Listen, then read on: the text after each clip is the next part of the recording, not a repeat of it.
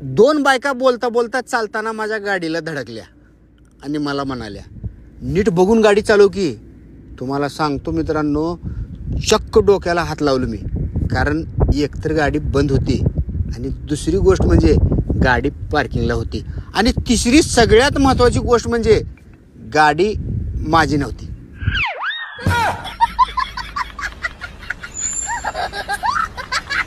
मन होना चाहिए किसी को याद करने का, वक्त तो अपने आप मिल जाता.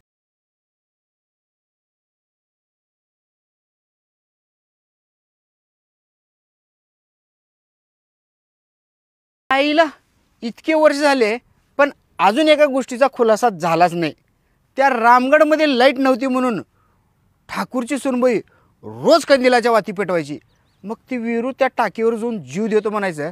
त्या टाकीत पाणी कसं भरायचे काय सांगता येते.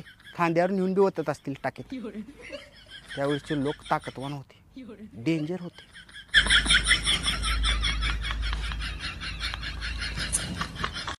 प्रत्येक बापासाठी मुलगी ही चांगलीच असते.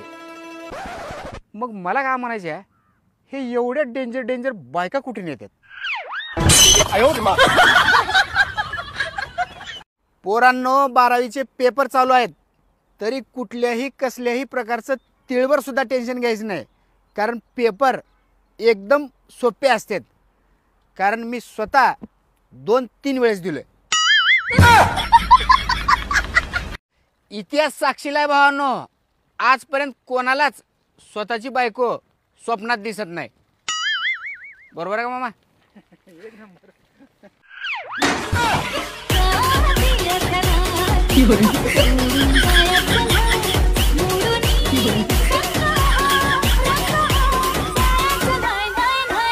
पोरांनो, तुम्हाला जर परीक्षेत कुठल्याच प्रश्नाचं उत्तर येत नसेल तर बिलकुल टेन्शन घ्यायचं नाही.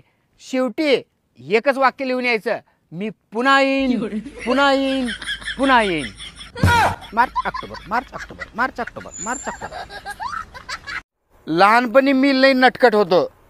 मग माझं लग्न झालं. मग माझे सगळे नट डिले झाले. आता फक्त खटखट राहिले.